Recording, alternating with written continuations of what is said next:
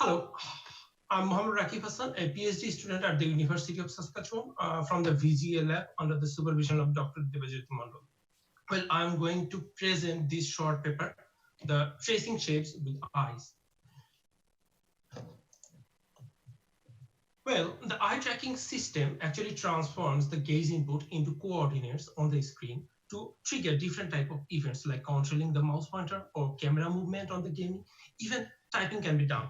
The traditional gaze-based typing has an on-screen keyboards and it requires a lot of back and forth eye movement, which definitely depends on the length of the text and the keyboard layout.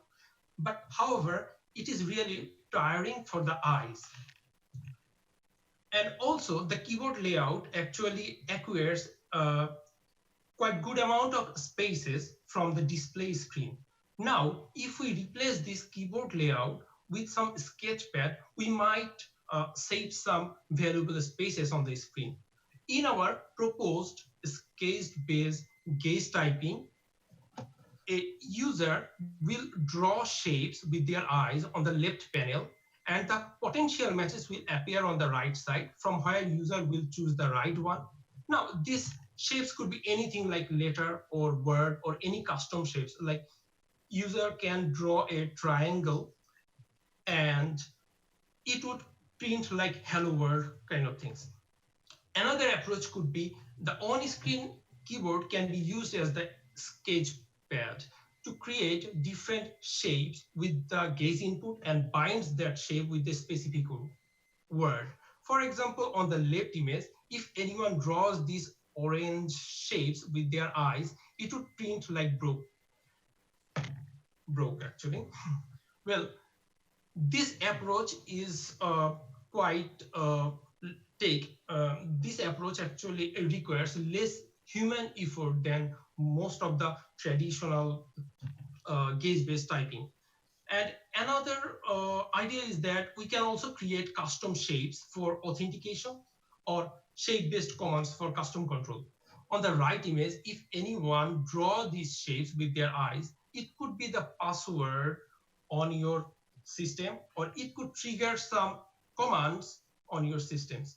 Now, all these interesting approaches and applications would be feasible if we can draw different type of shapes using our eyes and fairly accurately. Now, in this short paper, we investigated whether user can trace shapes with gaze input, and if so, how accurately. As previous work is worth mentioning these two papers, the eagle eyes and the eye draw. On the both of the images has been drawn with eyes. The left image has used the eagle paint and the eagle eyes, and the right image has used the eye draw version 2. Now, if you have a look, if you have a closer look on both of the images, these are kind of free drawing, not drawing while tracing some shapes. In other words, not a guided drawing. Well, we developed our gaze-based interface using the Tobii IX eye tracker and a laptop with a 17-inch full high definition display. We have used the gaze point data stream to capture runtime gaze data. Now, to draw continuous shapes, we developed an approach. Let's assume X is the current gaze point and Y is our next gaze point. When a user looks into the screen for the first time, it actually represents that pixels as X and it draws that pixel. And whenever users look into his next gaze point, I mean the Y, then it selects the pixels towards that Y from the neighborhood pixels around the X, and select that pixels and draw that pixels and set that pixels as the current gaze point, and continue this approach as long as we get the new gaze point. So in this way, it draws very smooth shapes. Now, we have done 3 experiments with 2 conditions. The conditions are gaze input and another one is the touch input. In gaze tracing experiment, the participants were given several shapes and requested to draw on top of the given shapes using their eyes. In the hand tracing experiment, it is quite similar like the gaze tracing, but in here, the tip of the finger has been used to draw instead of the gaze input.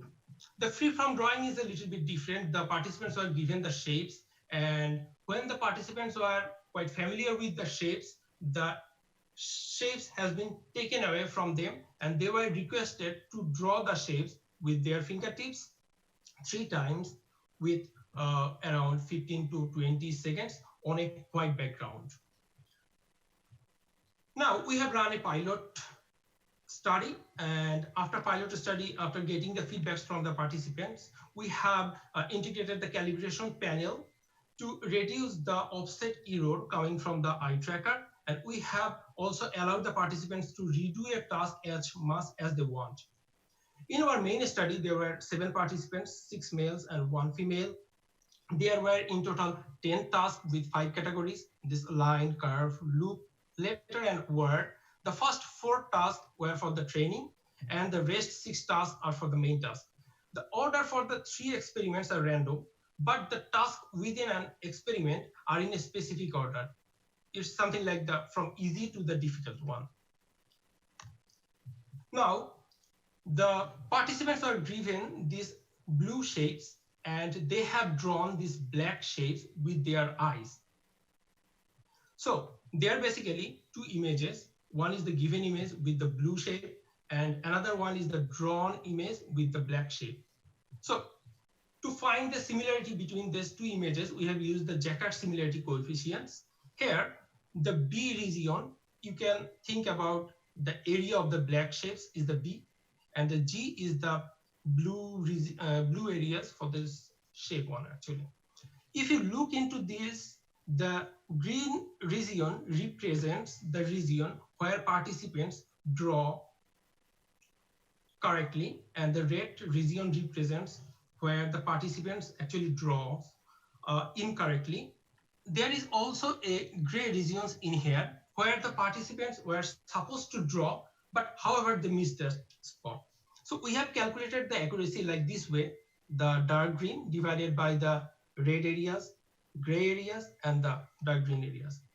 So we found the accuracy for our guided gaze tracing is around 50%. Well, this is a quite low, but it's really difficult to draw something using the eye input.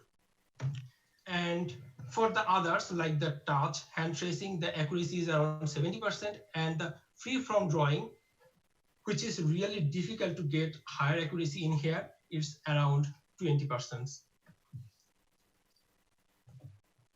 Now, another finding is on the left image, this is the number of attempts for different categorized tasks. From here, we can see for the loop task and the word task, participants have taken more attempts than this letter task. So we can assume that the task with the loop and the word is more difficult than the letter task. The possible reason might be on the loop, there is a complete circle in here, and on the word, there is a complete circle also here. However, though the letter task is easier, the participants have taken more time to complete a task with the letter task. The reason behind is that on the letter, there is actually 2 separate shapes. For example, in here, the letter, there are 2 shapes, like this is the 1 and this is the 2. This is a 1 and this is a 2. So if there is a multiple shapes within that we needs to draw, the task isn't very difficult, but it requires more time than the usual. That's all. For the limitations, well, definitely if we use the better eye tracker, our accuracy would definitely improve, and also the large number of participants could give us better insight. Though our approach is promising, however, it is also tiring for the eyes. The increasing number of the neighborhood pixel grids around the current gaze point in our approach also could improve the accuracy. Well, about the future work, it actually opens the opportunity for designing custom user control and authentication approaches with gaze input. Well, a study would be interesting to determine how long people take to become an expert on this eye tracking system. We plan to extend our work with more detailed and structured shapes. We can also consider a comparison study of sketch-based typing approach that we have proposed and the already existing gaze typing methods using the on-screen keyboards. Well, uh, that's all. Thank you. And any questions?